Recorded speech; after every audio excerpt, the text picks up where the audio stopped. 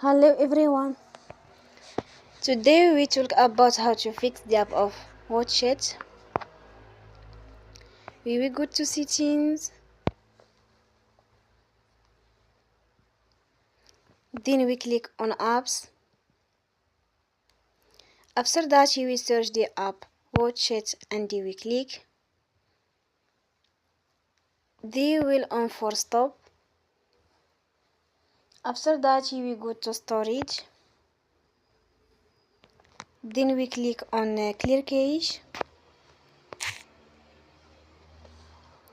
In the end, turn off your phone and you will restart your phone again. Don't forget to support us by like and subscribe. See you next time and thank you for watching.